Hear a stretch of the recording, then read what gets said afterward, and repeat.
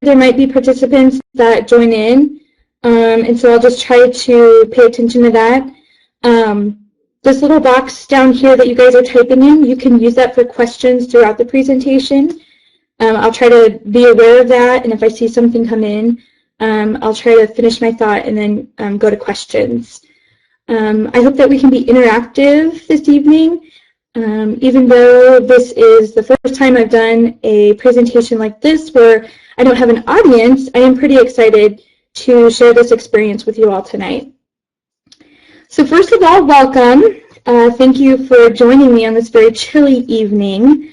I hope that you can all get something out of this presentation and walk away with some more things in your toolkit. I want to thank the Nebraska Association for Infant Mental Health and the Center on Children, Families, and the Law for bringing this presentation to you today. I think they are really, really important pieces of bringing education to Nebraskans, and I'm really, really glad to be a part of it today. I also want to thank Tracy McCormick and Dr. Mark Hald for being with me yesterday and helping me with some pieces of this presentation.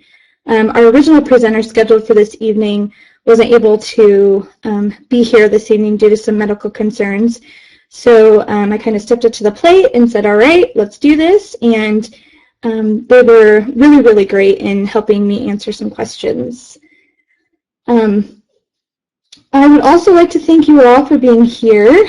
I don't know about you all, but I've had a long day, and you've probably had a long day, and yet you're still here taking the time to be with me and learn. So take a second and do some deep breathing. Go in and out. If there's something that's flooding your mind right now, take time to just jot it down quick so that you can come back to it later and you can hold on to that thought. I sincerely hope that you take something away from this and we can all grow together. So this is the power of being with. My name is Sonia Suckup. Like I said before, Jessica was supposed to be our original presenter, but she cannot be here this evening. I actually work with Jessica in Plainview, Nebraska. I am a provisionally licensed mental health practitioner in the state of Nebraska. I'm a therapist and I mainly work with children and families. And I also am a pyramid model coach, which basically involves me entering into preschools and assisting teachers in developing effective practices for preventing challenging behavior and positively handling challenging behavior. I'm also a huge advocate for changing how we handle challenging behavior in children. I often tell people when the topic of challenging behavior is brought up, I will say something like, oh, I'm so excited to talk about challenging behavior. And I kind of get some mixed reactions sometimes. But really, it's because I'm excited to expand this conversation about changing the way we look at and handle challenging behavior in children. So with that, again, thank you for being here. For those of you that have just joined us, we're kind of just getting started and doing some introductions. If at any time during the presentation you have a question, a comment, something that you want to share with everyone, feel free to type it in the text box below. And we'll go ahead and get started. Oh, and I also want to let you know, I can't hear anything, so if you guys have sound coming through, I won't be able to hear that. So if something like that happens, type it in the text box. And another person I have to thank is Charlie Lewis, who so graciously has helped me through this technology piece of the presentation. All right, so here's our agenda. We already went through introductions. We're going to touch a little bit on understanding of self. We'll talk about behavior a lot. We'll talk about prevention practices, the intervention piece of challenging behavior, and then finally the power of being with.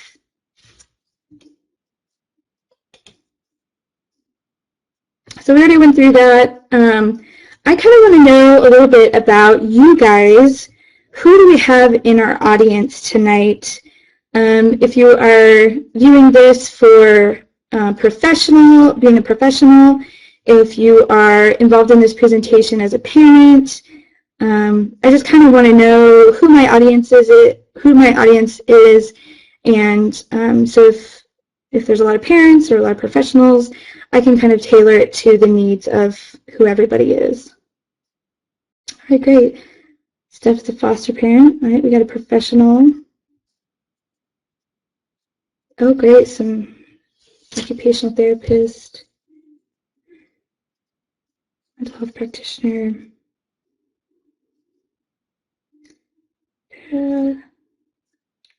soon-to-be mom. All right, great. So we kind of have a wide variety of participants this evening, which is exciting. I'm glad that we have such a great variety tonight. All right. So the one thing that I always tell clients that I work with, either teachers, parents, professionals, is children don't come with directions. And I will always say this, and I truly believe this, that parenting is the hardest job in the world. If it was easy, then we would have no problems in the world, right? The second hardest job in the world is teaching with parents and children. And then the third hardest job in the world is just to repeat the list. I really haven't found a third hardest job that compares to raising a child. I think a lot of people who have been parents or are parents would agree with that. I know with a lot of professionals that I work with would say the same thing. So that is pretty much my saying that I stick with. So we're going to begin with this concept of understanding of self. We can all think about times we see or hear or experience challenging behavior in children. Oftentimes, challenging behavior is met with resistance. So a lot of times the question comes up is, what do I do? I don't know what to do when my child is having a tantrum. I don't know what to do when my child is acting out. I mean, I've tried a lot of different things, but nothing seems to be working. So for example, a toddler begins to throw a tantrum. So the parent might react, and there's the hint word there is react, by leaving the situation, so letting the child have the tantrum on the floor. They might offer some consequence to the child, so go to timeout. Other things typical parents or caregivers might do. This is a time that we can ask ourselves, are we just reacting to the behavior, and is this a good strategy for long-term effectiveness? I know that we have a lot of different audience members here, but really do take a second and think about in your own life when you see challenging behavior or you are a parent with a child with challenging behavior, what do you do when challenging behavior is exhibited? Do you act or do you react? So there are often a lot of questions brought up about, well, what is the difference and what does that really mean? So let me explain that a little bit. How often are we actually aware of what we are doing when we engage with our clients or children when they're having challenging behavior? So what happens to us when we're placed in high stress mode? So take yourself away from thinking about children for a minute. Say you are late for a meeting and you're headed down the highway and you blow a tire. Okay. I don't know about what you experience, but what I experience is entirely on the emotion level. I am frustrated, I'm scared, I need help, I'm going to be late for my meeting. And to think in a calm, rational way is really just not an option at the moment. So when we think about when our kids handle or our clients handle stress and enter this crisis mode, our brains actually have a direct impact on what we experience. So let me explain that a little bit. So the top brain, located the upper forehead region, called the cortices, is responsible for your thoughts, decisions, logical and rational thinking. It keeps us calm, we can think clearly. And then this is the part of our brain that responds to the environment. The bottom part of your brain is responsible for feelings, emotions, and survival instincts. So this is where that fight or flight comes in. When danger is presented, your brain automatically goes into fight or flight mode. So this is reacting to the environment. When children experience crisis, and you can type your answers in the question box below, do you think children are at the top brain or the bottom brain? So think about it for a second, and when you have your answer, type it in the box below.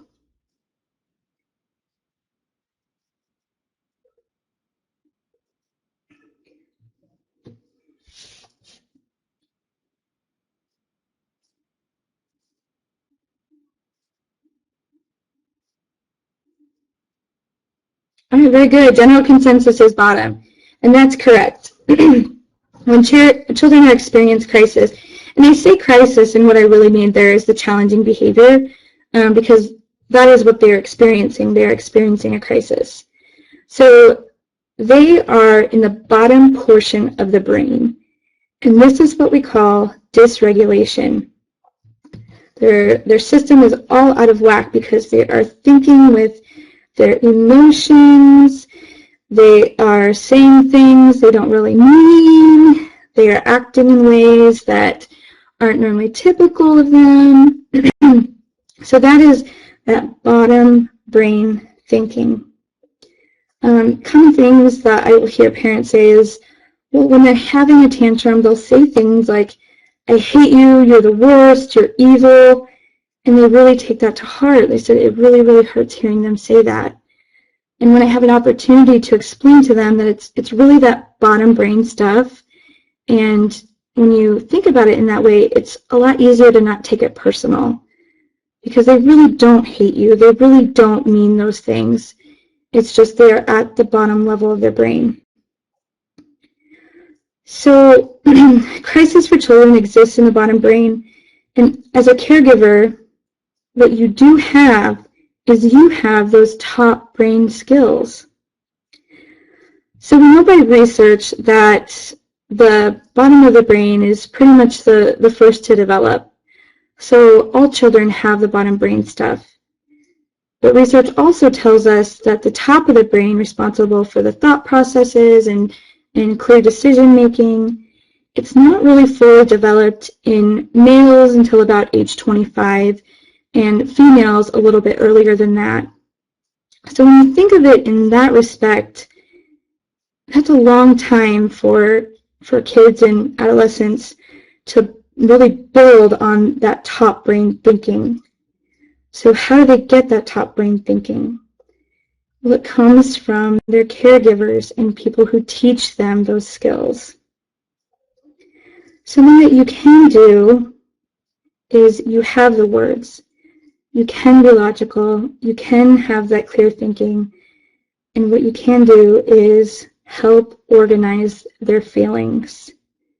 This is where we go from dysregulation to you organizing their feelings and helping them process how to regulate. The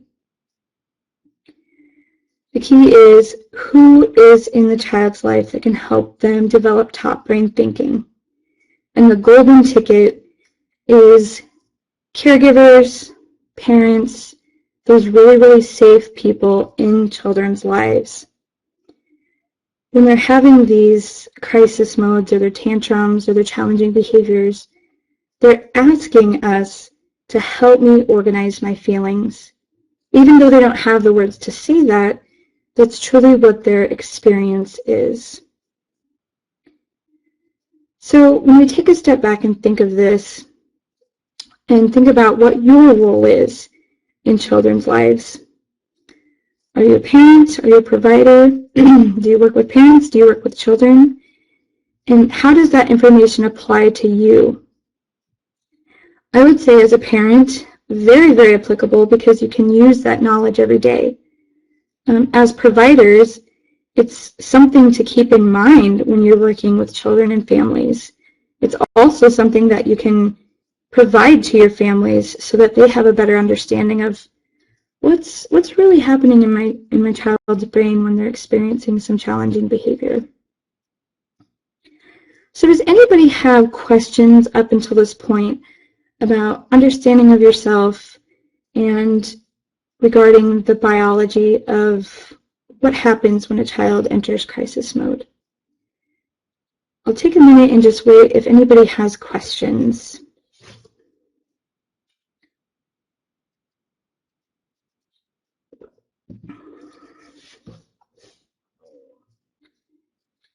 Okay, it doesn't look like anybody has any pressing questions at this time. If you want to, you can also collect a list of questions and we can go back and discuss that at the end of the presentation also. So behavior, one of my favorite things to talk about. If you take nothing else away from this presentation, I sincerely hope that you take this away. Behavior in children has meaning. So all of you and I, we have the language, we have the skills, the verbal skills, the nonverbal skills to let people know what's happening to us. We can share our experience in life with other people and they can have a clear understanding of what we're going through. But with kids, it's not so easy. So most often in kids, challenging behavior is exhibited because one of their needs are not being met and they don't know how to communicate that need. As a parent, you might know and you might be able to identify because we all have this thing called intuition or gut instinct. And most of the time as caregivers, it's pretty accurate. So when your child is expressing some challenging behaviors, you might already know it's because they're tired, they're hungry, they're mad, they're sad, it was a bad day at school. So you might intuitively already know that. But sometimes we just don't know. Everything is fine, and then all of a sudden everything is not fine. So how often do we sit and ask ourselves? So Susie begins to kick another child. What need of hers is not being met? That very rarely happens when children are exhibiting challenging behaviors. We're all in crisis mode and we're trying to figure it out and everybody's running around and trying to manage and looking at safety factors, and it's really hard to kind of take a step back and ask ourselves, what need of theirs is not being met? So like I said before, as adults, we understand what it means to be mad and sad and frustrated and annoyed, but small children really don't. It may be because they do not know what they're experiencing. They don't have the words to express their feelings or have a clear understanding of how they can more appropriately manage their behavior. This is one of the things that I really work with teachers in preschool about, is helping children identify emotion words. We start with very simple ones, so mad, sad, and happy. It's a pretty good start for 3 and 4-year-olds. But there's a lot of instructional, intentional moments around helping children identify what those emotions mean, what they feel like on the inside, what your face looks on the outside, how it makes others feel. So there's a lot of instructional teaching around that. So how do you get kids to more appropriately behave when they're having these challenging behaviors? So it's those teachable moments. It might not happen right away, but we can create a hypothesis about what the meaning of the behavior might be. So like I said before, as parents and caregivers, our intuition might kick in, but sometimes we just don't know. So what do we do in those moments? We have to create a hypothesis. It's good old scientific language.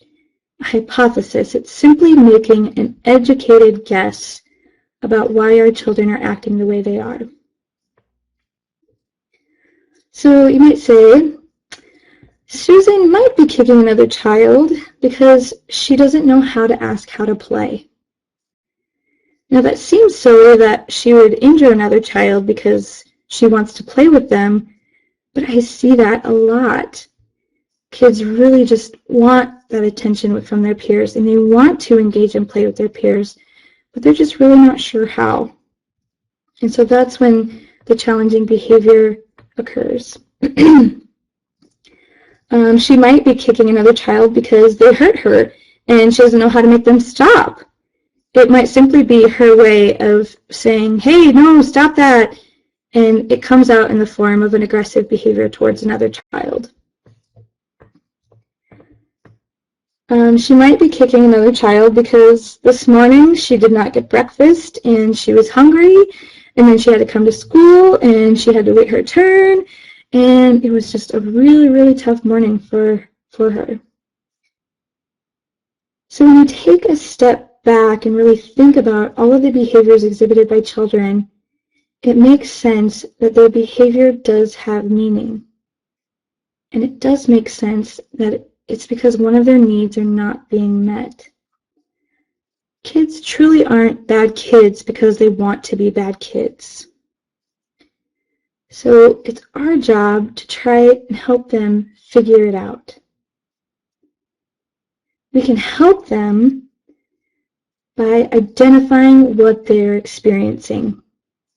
And what I mean by that is something called validating their feelings, helping them label what is happening to them. So for example, if Susie is kicking another child because she's hungry, you might intervene in that situation and say, Susie, you look really upset. Do you think it's because maybe you're hungry? And depending on where Susie's at, she might say, oh yeah, I am really hungry.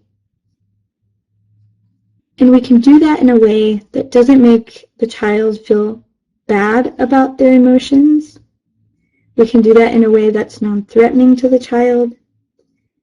And it makes them feel more safe and secure when they know somebody else is there to help them organize their feelings. So here's the next question. If a child doesn't know how to read, we teach. When a child doesn't know how to do math, we teach. When a child doesn't know how to tie their shoe, we teach. But when a child doesn't know how to behave appropriately, how do we finish that sentence? In the past, how have we finished that sentence? I want you guys to just comment in the box below about how we would finish that sentence, or how we typically finish that sentence. When a child doesn't know how to behave appropriately, we what?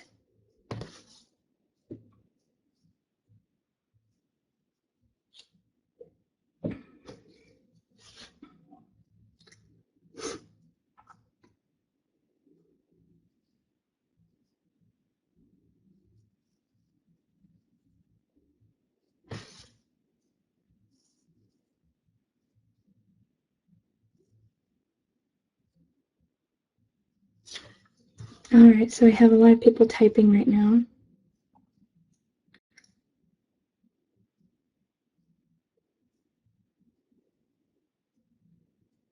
It's something to really think about, especially in the changes that have occurred between when we were growing up and what's happening with children now.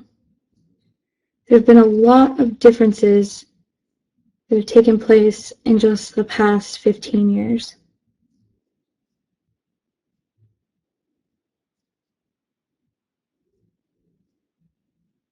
All right, great. So Marva says, give them some words to use that might fit their behaviors and what they might be feeling. Very good. So providing them with the language to identify what their experience is. Steph says, teach. When a child doesn't know how to behave appropriately, we teach. Tiffany says, typically we punish instead of teaching or practice the appropriate behavior. Jordan says, teach them how to behave by modeling. We need, we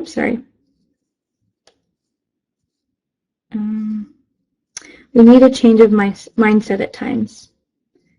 Jordan, I like that comment about the change of mindset. And that can be really, really difficult because we have something in our brains called procedural memory. And what that is basically about is we do things that our parents used to do. We do things and we don't even know we're doing it because it's how we were raised. Dora says, give them something comforting, then work your way to the core of the problem. Get them comfortable with you, and then they're open to talk. That is a really important statement there, and we'll cover more of that in a little bit about getting them to a good place, and then talking to them about how can we solve this problem differently in the future. Caitlin says, teach them the meaning of words so they're able to explain what they are feeling. Teaching goes a long way instead of focusing on what they are doing wrong. If you teach and give them ways to behave and correct, will go a lot farther than focusing on the negative with no replacement. Caitlin, I think that is a very, very true statement. I think we have to offer them something else other than the behavior that they've been presenting with. When we don't teach them the appropriate or the expected behavior, then how do we expect them to know the appropriate behavior? Kelly says, a lot of times we're quick to discipline before we think about modeling. Kelly, I think that's right, and I think that goes back to the concept of acting versus reacting. A lot of times we're just reacting. We're not thinking about modeling the correct behavior and helping them identify the language. All right, thank you for offering those really meaningful comments about what we typically do when a child has a behavior. And we'll continue to talk about that some more. So we're going to go ahead and move on to the next part of this. So this is from Rebecca Ames, and it says, tantrums are not bad behavior. Tantrums are an expression of emotion that become too much for the child to bear. No punishment is required. What your child needs is compassion and safe, loving arms to unload in. How powerful and how true. It all comes down to it's an expression of emotion that becomes too much for the child to bear.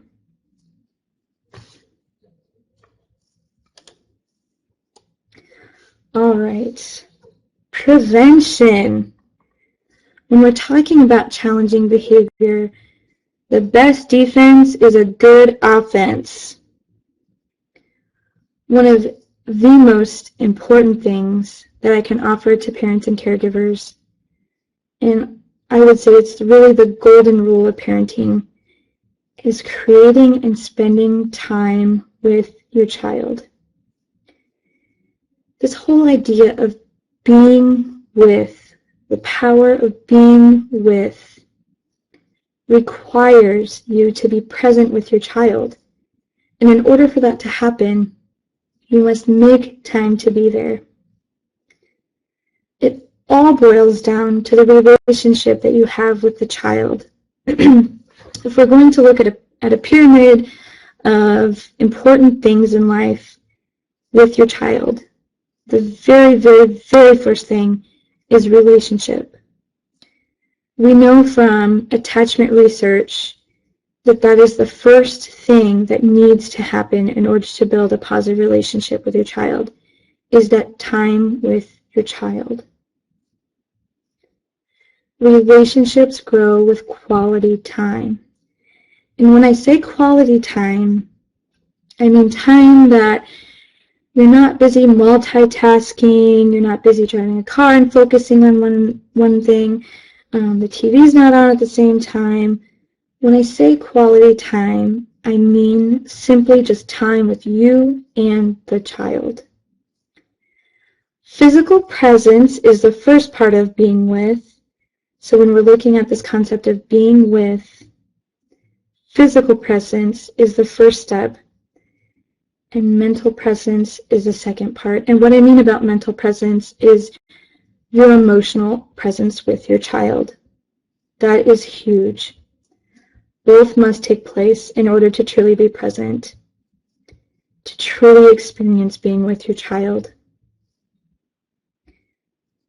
So here's a question that I want you guys to type in the box about. So you're going to provide two answers, one for mothers and one for fathers.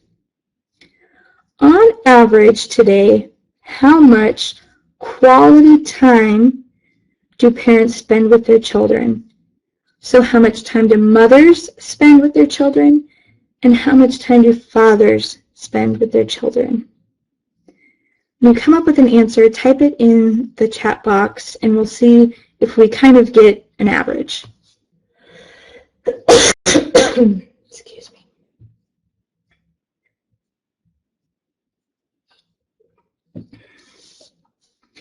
And when we talk about this, the information that I'm going to share with you was offered in a presentation by Dr. Martin Brokenleg. He's the co-founder of Circle of Courage and consults worldwide for Reclaiming Youth International. That's an organization. And I believe he was quoting information from research that came from the Search Institute. Yes, per day, Steph. All right. So Dora says less than a minute. Christy says maybe 20 minutes.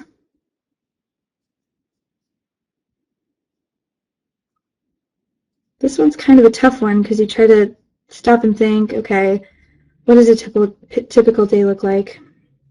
All right, Myra says mothers, 1 hour, fathers, probably less, but maybe 30 minutes at the end of the day. Cheryl says an hour. Steph says an hour throughout the whole day. Caitlin has the same thought as Marva. 1 hour or two, depending on the day, an hour. Average, let's see, mother's 45 and father's 30 minutes. Maybe an hour, father's 30 minutes. 10 minutes of quality time, 10 to 15.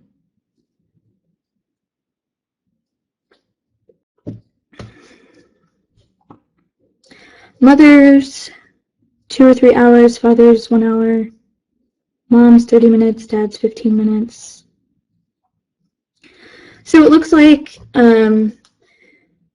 between an hour and a half, an hour and a half an hour. That seems to be the average what people are thinking. So this information was shared again by Dr. Martin Brokenleg, and I believe his research came from the Search Institute. On average today, mothers will spend 3 minutes of quality time with their children a day, and fathers will spend 67 seconds of quality time a day. Does that seem shocking to you guys? When I first heard that, I was a little bit blown away, and my heart stopped for a little bit.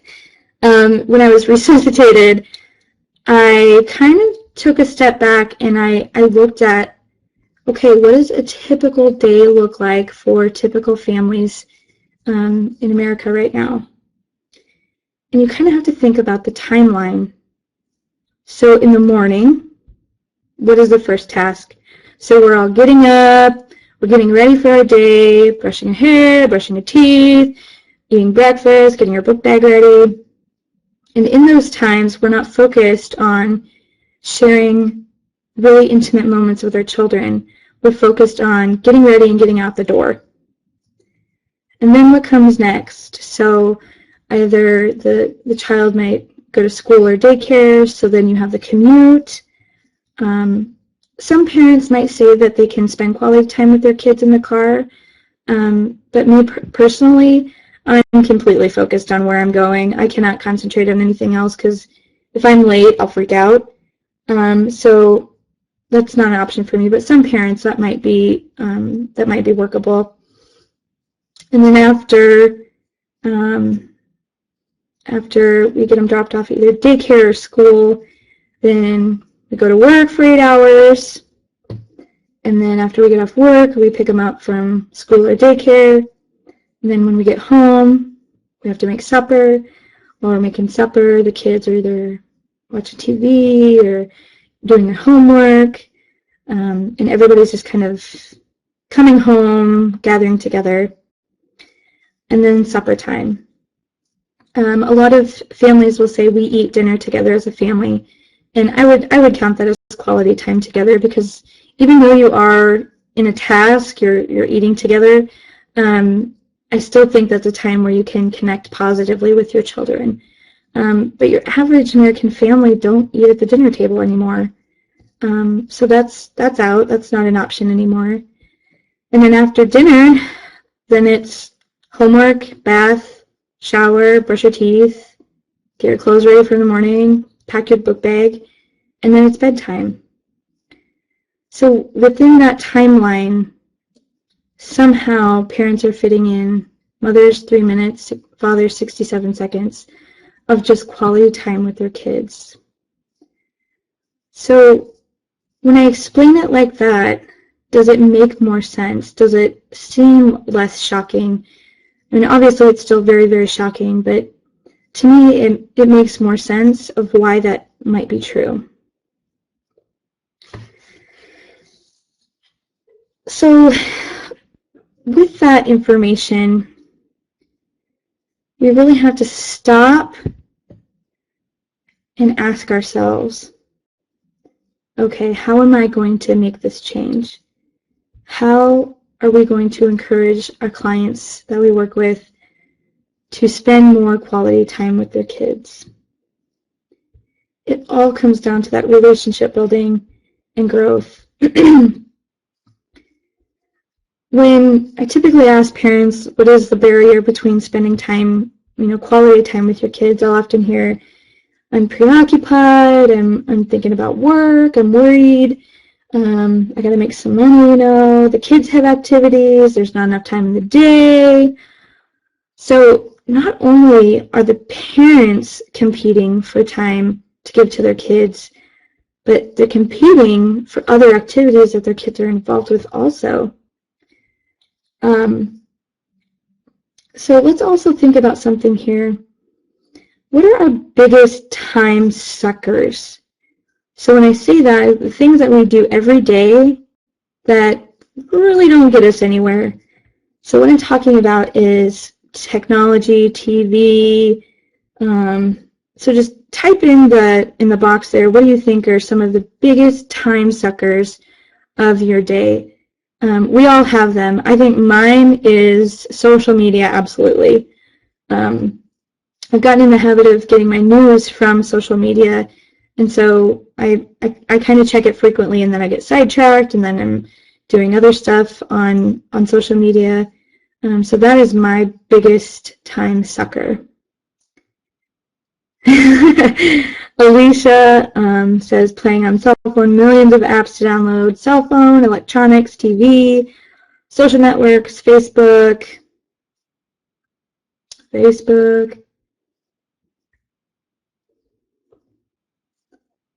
So a lot of technology stuff. Jordan says Pinterest, except for when it's awesome. You know, sometimes I do bring up Pinterest as a resource for parents because, of course, with the internet, you're going to have good information and bad information. But I think as a looking for a navigation tool for parents, and okay, you want to spend more time with your kids. Let's try to find some activities that you would all enjoy doing together. So it can be a useful tool, but I agree sometimes it can be very, very, very distracting. So I'm going to share with you some information that came from the National Library of Medicine and the National Institutes of Health. But most American children spend about 3 hours a day watching TV. And added all together, all types of screen time, so that's TV, video games, iPads, computers, social media, kids can spend up to 5 to 7 hours a day with just screen time. So there's a huge competition out there for time with your kids, time with your clients even. I have heard that statistic before, but when you think about it, you're like, oh, that's the whole day. That is a lot of hours. So here's a question that I want you guys to think about. When we're looking at and asking ourselves, how do we spend more quality time with our kids? First of all, we have to make the time. But second of all, how do we stop the noise and the stimuli that take away from caregivers and parents being present with their children? What are some ways that you guys can think of, and you can type this in the chat box, what are some ways that you can get out of those habits of, you know, being on social media all the time, of getting rid of those time suckers, those time drainers? Okay, Doris says set limits.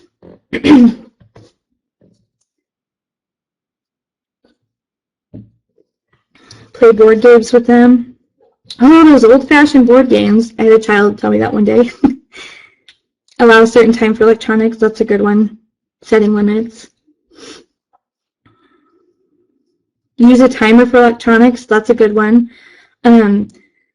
I use the timer idea a lot when parents are struggling for control with their kids because it kind of takes the responsibility off of the parent. It's like, oh, the timer went off. I can't do anything about it. It's the timer.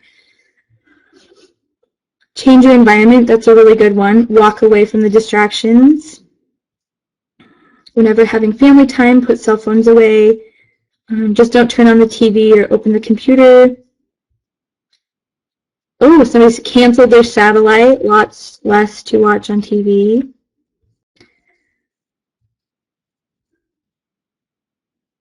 Expectations go a long way. If kids know their expectations and boundaries and it's enforced by parents, nothing would be changed or unexpected, which is when kids react with negative behaviors. Prioritize relationships with real people. Talk to a grandparent about what you miss when the children are gone. You guys are coming up with some really, really great ideas.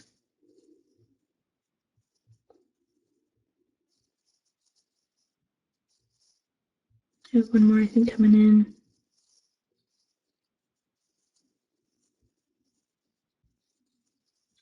Okay, we'll keep going here. So yeah, those are all great ideas for how to stop the noise and the stimuli. Ruth says, I think parents need to learn to enjoy time away from screens too, to become more mindful of the benefits of time together without the distraction. I agree, Ruth. I think that is very true. So something that I went to a conference just a short while ago, and a school in Texas, actually, they take a pledge. The entire school takes a pledge to get rid of television, video games, computers. I'm not sure if they got rid of cell phones. It might have been limited cell phone time. But they take a pledge to turn it off for an entire week. And then the school actually provides families with activities that they can do with their kids for just quality time. And it really comes back to that simple stuff, the board games, the simple games, the round story where somebody says one word and then goes around in a circle and you have to create a story. It's the simple stuff that really brings families together, and it doesn't cost anything. So great ideas, you guys. And after this presentation, continue to think about ways that you can stop the noise and stop that stimuli, take away those time suckers, and think about how to prioritize and make time with your child, or guide your clients towards making time for their child. So the biggest gift parents can offer their children is time. When we're looking at prevention of challenging behaviors, as we discussed before, we have to offer some type of teachable lesson, and it often comes in the form of a disguise. Sometimes we don't even know that we're teaching. So when does this happen? So it can't happen when they're escalated because they're using their lower brain. They can't process that information because they're escalated. What you can do when they're having their tantrum or when they are escalated is you can be present with them. And we'll talk about really what that looks like in a little bit. And it can't happen when we ourselves are in task orientation, because we can only focus on one thing at a time and children can only focus on one thing at a time.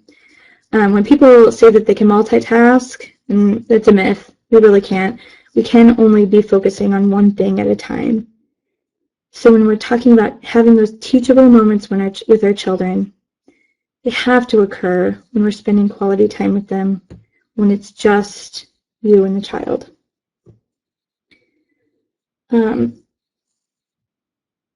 So time with the child, to be present with your child. So how do we be present with our children? What does this look like? Now, it seems simple, but sometimes it can be pretty difficult depending on where your child is at emotionally. So being present with your child looks like this. So when your child's in a good place, you're just together. You're simply together. You don't even have to be talking. You're just sharing a moment with your child, and you are there physically and emotionally for your child. When your child is escalated, it can be the same thing. You can just be there, sitting by your child, being there physically and being there emotionally, and not saying anything. Can you be present in the moment? That is the big question. It is critical to do some self-exploration to determine what parts of being present with your child is hard and which is easy. So when I ask, how do you be present with your child? Sometimes parents have a really hard time with this because there seems to be some barrier, or there's something getting in the way of them actually being present with their child. Most of the time they can be there physically, but there's something there emotionally that's difficult for them. An example would be, it's difficult for me to just be present with my child because I am emotionally unavailable right now. And that is really, really hard for parents to navigate. And I would say to you that if it comes to that point, really try to look for resources and explore that with parents, provide them with support, and try to discover how to overcome those challenges of what is standing in the way of me being able to be present with my child. So say everything is going good and you can be with your child and you are there physically and emotionally. How do you do it? You go with what you got. It's pretty simple when it comes down to it, and you can be there physically and emotionally. You're just sharing a moment with your child, and we cannot talk about being with and being present with your child if we don't talk about the connection that takes place. We know from attachment research that right away when a child is born, an amazing connection takes place between a mother and a child and a father and a child. And what being with really does is it capitalizes on that relationship that the caregiver or the parent has built with the child. And if it hasn't been built, it begins to build that relationship. So something that I think is important to bring up about being with your child is this concept of modeling. So you're teaching your child even when you're not teaching your child. So you're having those teachable moments even when you don't know. So here's an example. This is something that I experienced that I think is kind of interesting. Have you ever noticed how you fold your towels? And have you ever noticed how someone else that you know folds their towels differently? When I was growing up, I just assumed that everybody folded their towels the same way. And when I discovered that this was not true, I began to ask some questions. So I was asking around, why do you fold your towels like that? And the most popular answer was, because my mom did it. My mom did it that way. My mom does it that way. That's why I fold my towels that way. Also, another example of that is if you've ever been around someone that continually uses a mannerism. So say they say, y'all, or anything, dialectical. All of a sudden you hear yourself saying it and you don't know why. It's because modeling has a huge impact on learning behavior. This is really important to consider when you're talking about changing your child's behavior, looking for a positive behavior experience. If your expectation for your child is that when they become escalated, they can come and seek support from you, when you become escalated, you yourself have to remain calm and have to look for help. Kids know when parents are escalated. Kids know when parents are feeling sad, when they're feeling mad. So role modeling and modeling the appropriate behavior is one of the biggest tools parents can use when it comes to behavior expectations in children. So what are some other ways that you can be with your child? You can designate a special time every day just for your children. Definitely a good time is when they're in a good place and when they're ready for snuggles and hugs and kisses. Proximity is important. You have to actually be with your child, and you have to be on their level. You have to be able to look them in the eyes, and you have to be there for an encouraging hug if they need it, or that warm embrace if that's what they're looking for. And you have to focus on filling their bucket. What do I mean when I say filling their bucket? I mean that kids come with this invisible bucket inside of them that needs to be filled every day with good stuff. And what I mean by good stuff is they need to know that they are loved, that they are cared for, that they are good, that they're good at something, that they have a purpose. And you can offer that to kids in the form of your words, in the form of your body language, hugs, kisses, giving them positive praise, filling your child full of good stuff. So I want to share this. In my time sucker experience last night, I come across a video, and it was a mother and a boy, and it kind of began with the boy, he was, I think, 5 years old, talking about how he has 3 girlfriends in school, and he was just having a real hard time. And my immediate response was to chuckle, because I was like, oh, that's so cute, that's so funny.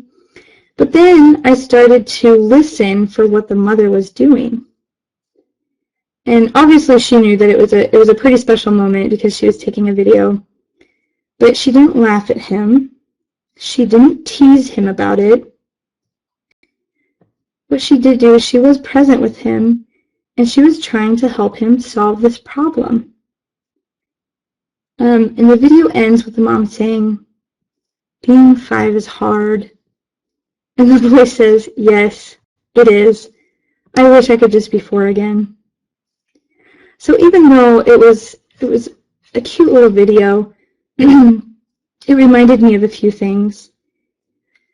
What took place between that mother and that child in order for him to feel safe enough to bring this problem to his mom, have the time to have this conversation, and trust that his mom would listen and maybe provide him with some direction? My guess is that they have established a great relationship, that the mom can be present with the child in those times of, big concern and big discussion. And she doesn't pass judgment on her child. Even though it would be really easy to, oh, girlfriend, that's so cute. She was with him in his experience, and she helped him label that, yeah, it is hard being 5. So I thought that was really interesting, and just something that I stumbled across, and how it related so well to the power of being with in just an everyday context of what happens. So does anybody have questions up until this point about anything that I've said, or any reflections that you might have for everyone? I'm gonna give a minute here to just see if anybody has anything that they would like to share or ask a question.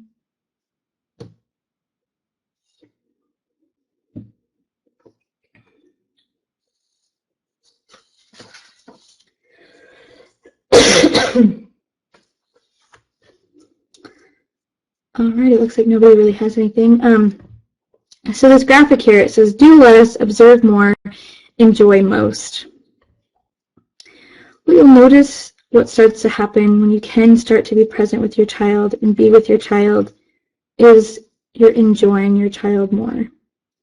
You're able to celebrate your child more.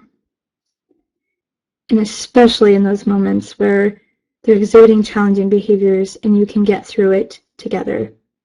That is important.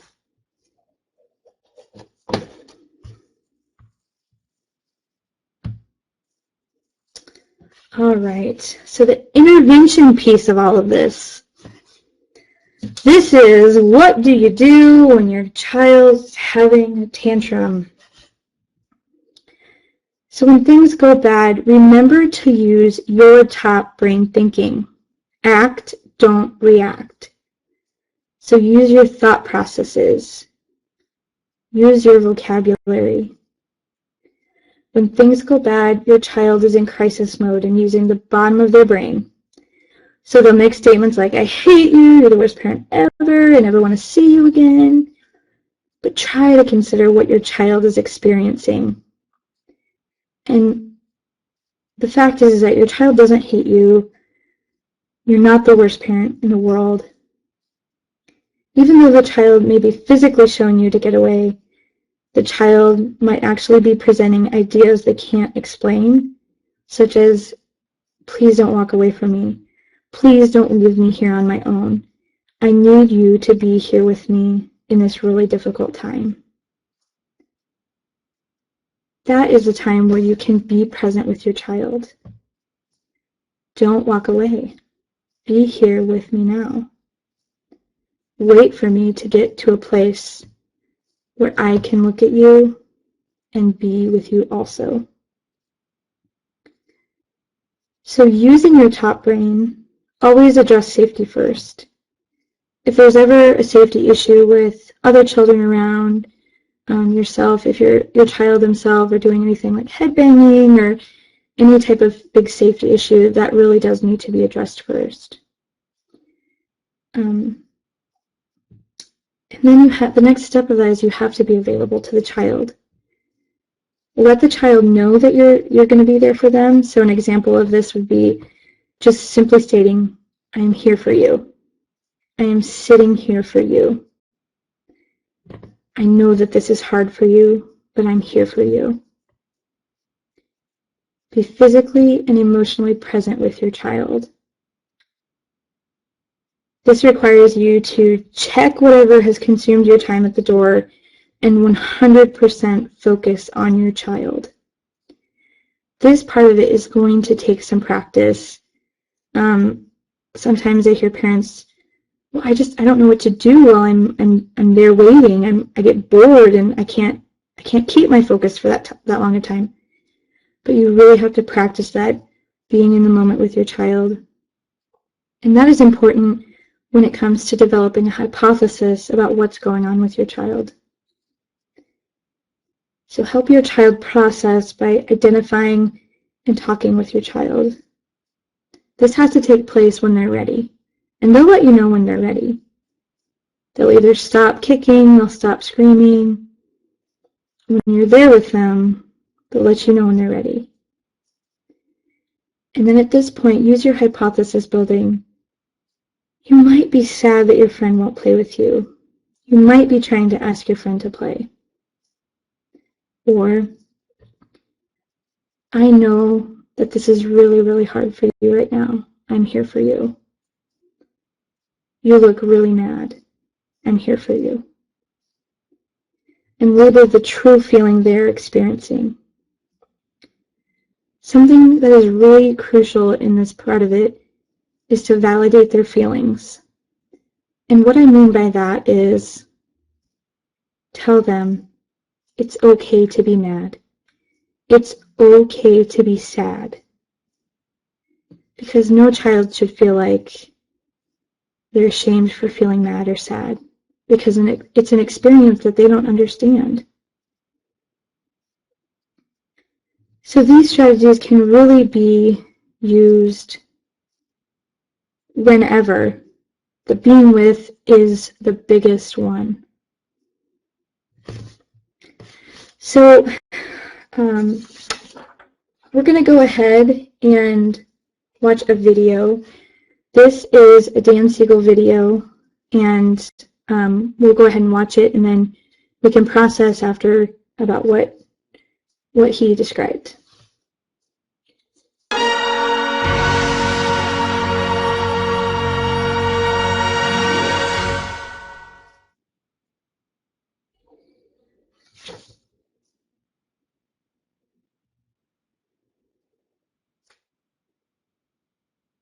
Solving problems is great, but not when it's done to the exclusion of just being with someone's inner subjective experience. And this is the key point you're raising.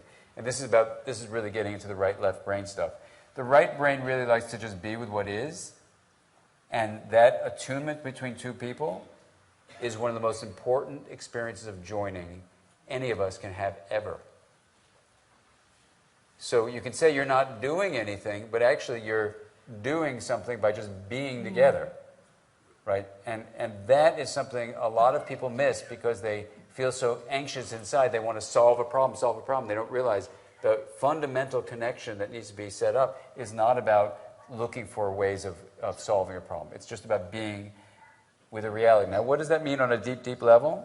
And this is a right hemisphere, left hemisphere example. If I don't take the time to align myself with your right hemisphere, all I'm going to do is do what the entire rest of the world does, which is in the left brain, it's always looking outward. So for example, this is going to get a little complicated with anatomy, but for a baby searches the world with the right hand, which goes straight to the left brain. But the baby soothes herself with the left hand, which is going right to the right brain. So the way to, if you want to just get a gist of the differences, besides the idea that the left is looking at the text and the right is looking at the context, and the left is like the letter of the law, whereas the right is the spirit of the law. The right hemisphere is really about interiority. It really looks at the interior of the self and the interior of other people. It looks for the subjective side of the mind, is a right brain dominant thing. The left is really all about looking outward, solving problems, sending language out, figuring out what am I supposed to display to the outside world. There are things called social display rules. What am I supposed to really do to be accepted by other people? That's all left brain stuff. So in these ways, parents are so busy managing their children's doings and calendars and everything like that, that they miss this opportunity for being with their child. And it's very, very sad. And the thing I'm really concerned about is when you add busy parenting that are focused on doing and calendars and managing behavior, where they're not actually being with the mind of the child, then you launch kids into schools which are unbelievably pressured to get kids ready for this incredibly competitive, me, do better, better, better, better, better. Then they're on the internet, which is constantly an externally focused set of stimuli. We're raising a generation that actually isn't developing the skills of looking inward, which is where kindness comes from. And it's where resilience comes from. It's where the permission to know there's a vulnerable part of myself that has a longing that's not met, like you just told me there. The way we really allow that vulnerability to be present, so for kindness to be there, is to actually be able to look inward at ourselves and look inward at others. So at a very, very basic level, this is how we see the mind. I call it mind sight. And there's a way of living where you don't see the mind, and there's a way of living where you do. And everything in modern culture is pushing us to not look at the mind. But you're offering such a simple solution. It doesn't cost any money. Zero.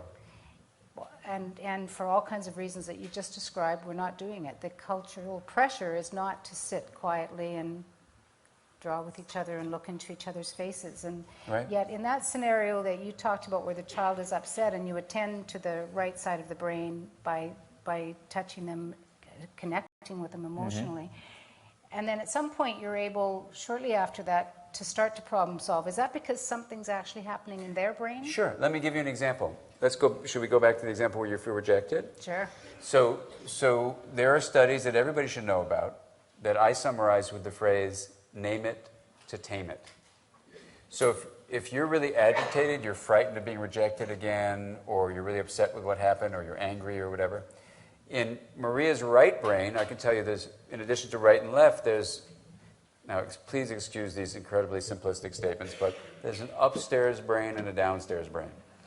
Now I'm fine with that for this parenting book, but believe me, my other foot is in science, and the scientists would see that and go, what? But the fact is, there's a cortical rim where a lot of this higher stuff goes on, and there's everything below the cortex. So if you take your thumb and put it in the middle of your fingers and put your hands over the top, give this a try. This would be in my brain like this, see? And so this would be the cortex where you do all your thinking and planning and all that kind of stuff. If you lift up your cortex, you have everything below the cortex, which we call the downstairs brain. So it's reasonable. Downstairs is just a substitute for the word subcortical, which freaks parents out. So downstairs. And it's the upstairs brain is the cortex. Okay? So you lift up your upstairs brain, you go to your downstairs brain, that's the subcortex. It's the limbic area, and it's the brainstem. These are very ancient circuits responsible for things like emotion and motivation and fight, flight, freeze reaction and your arousal states whether you're awake or asleep, stuff like that.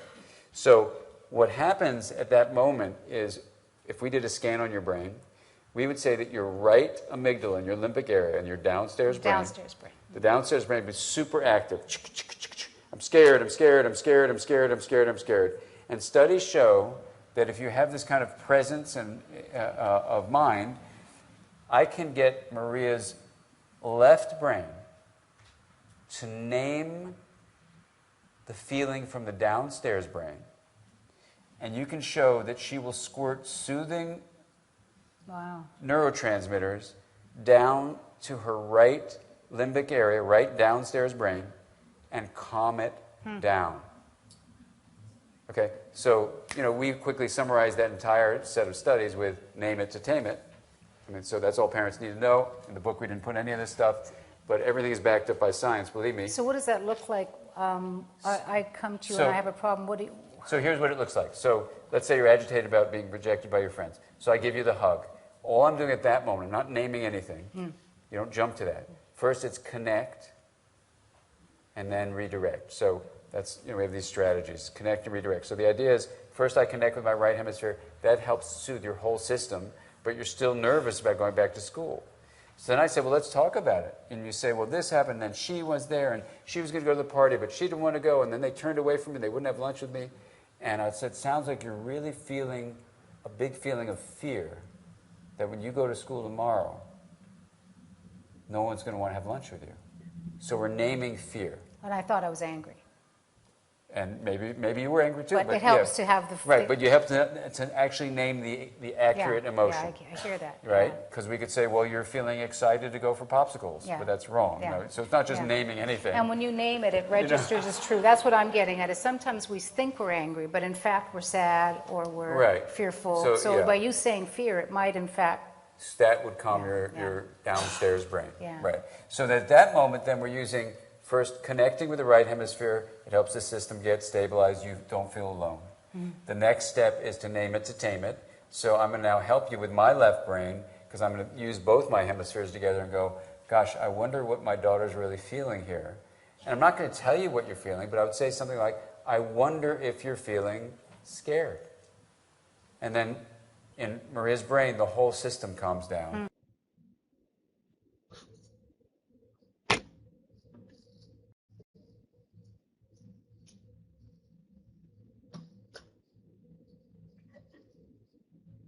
Okay, so that was a really kind of great summation of kind of what we've talked about already.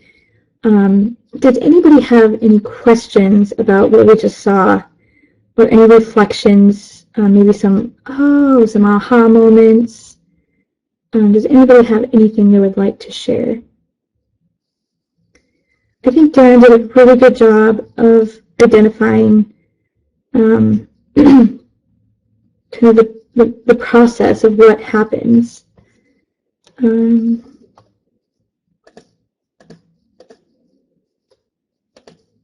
it looks like we have a question. Go ahead and type it in the text box.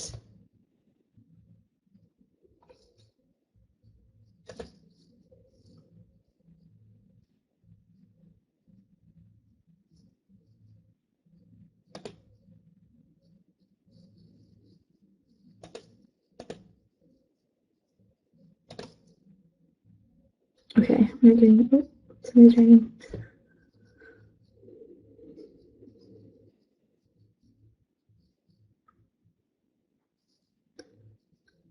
So the breakdown of that video is, we can move our children into de-escalation by naming their experience, kind of what we've already been talking about. And the way that Dan presented it was, we're not providing it to them, but we're kind of stating it in a way like, maybe you're experiencing this. Because we want it to be the accurate emotion. And like you said, if it is the wrong emotion, we may not get the positive response from the child.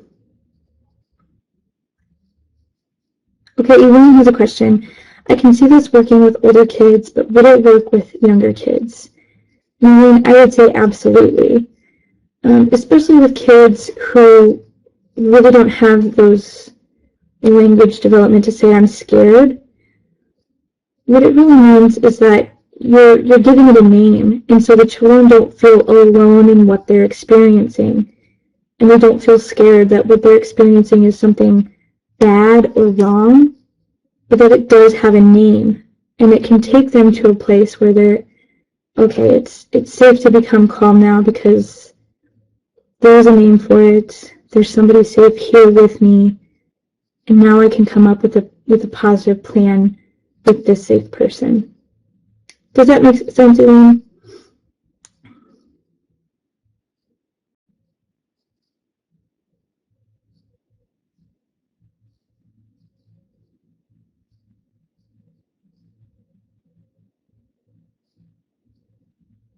Okay.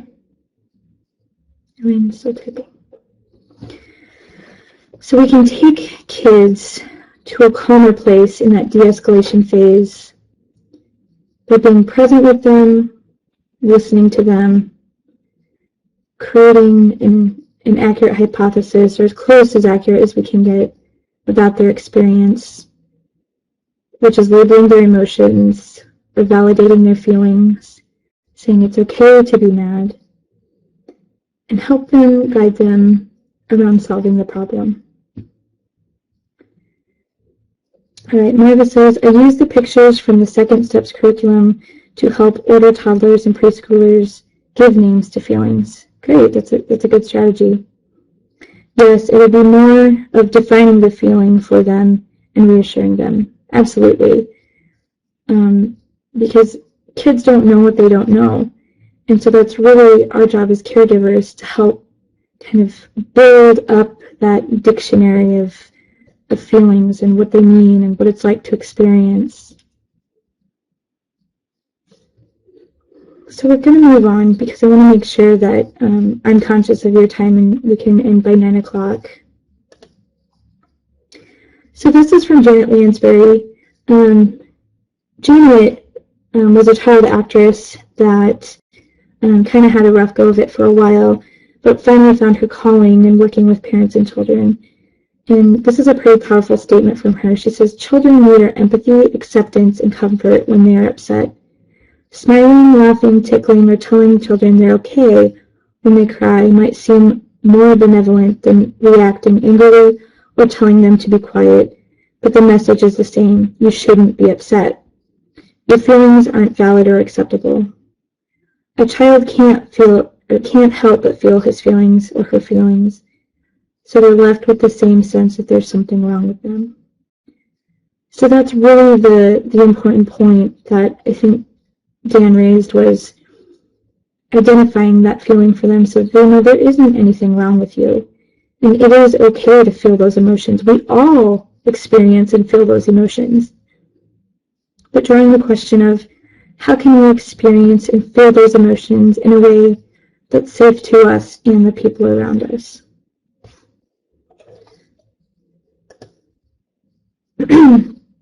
So we already watched that video. I'm going to move on. This is also from Janet Lansbury. It's keep calm, acknowledge feelings, and carry on. This is pretty much everything we've talked about. Using your top brain to stay calm and offer rational thoughts. Acknowledge the children's feelings, helping them identify what they're experiencing, and move on. Be present with your child and carry on.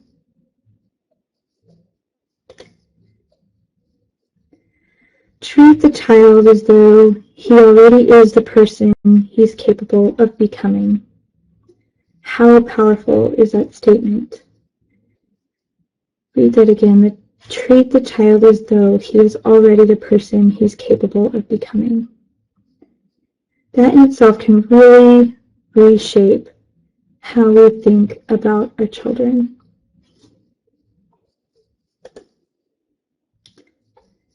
So here's what the power of being with really boils down to. Remember to act instead of react. It's your time to be rational and use your thought processes.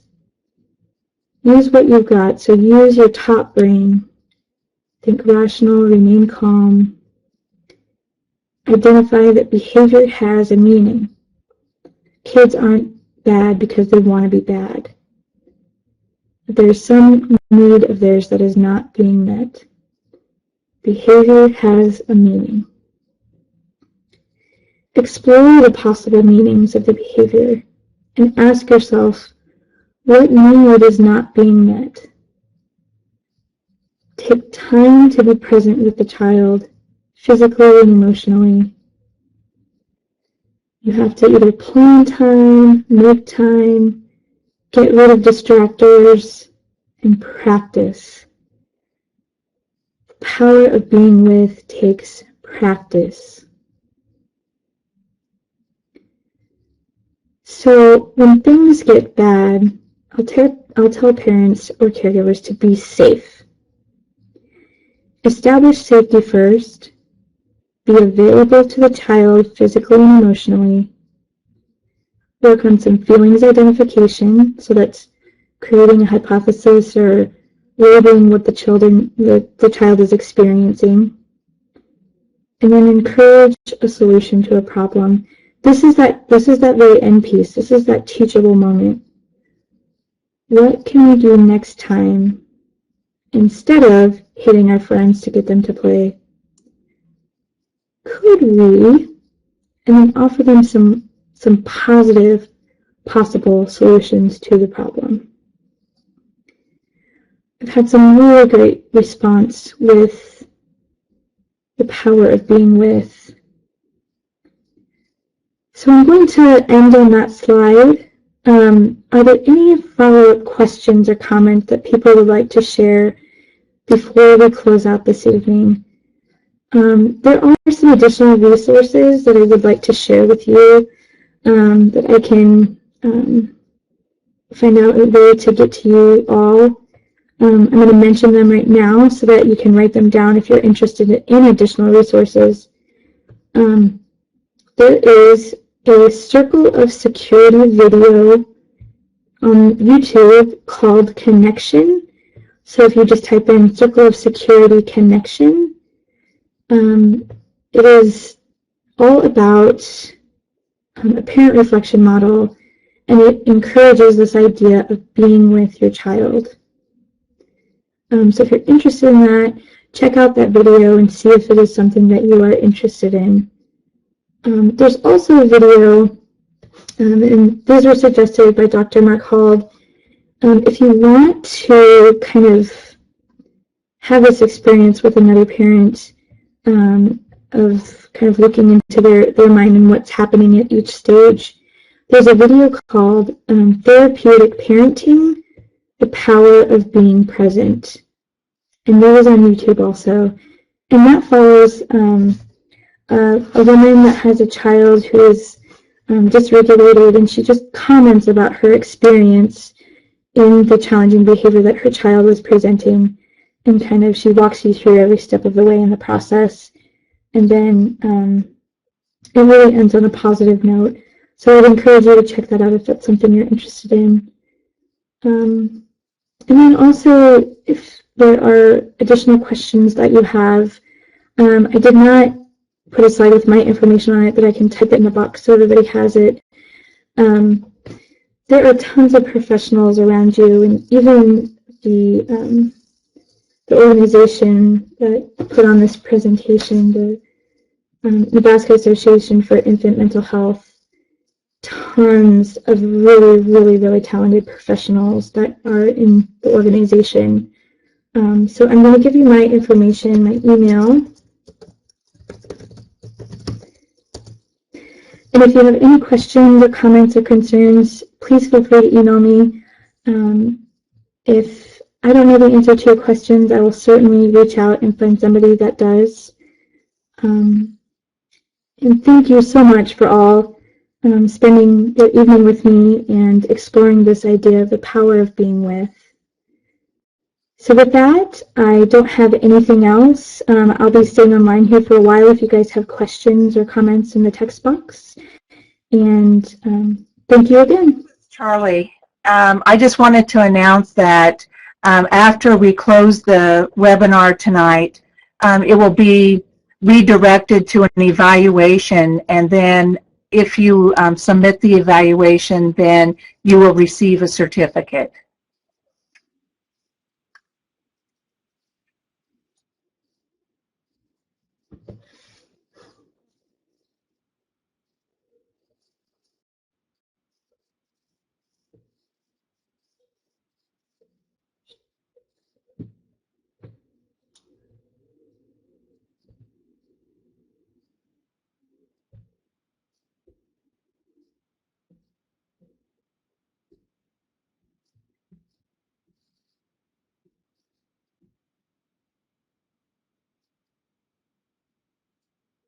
You're welcome. It was my privilege to be able to present to you this evening.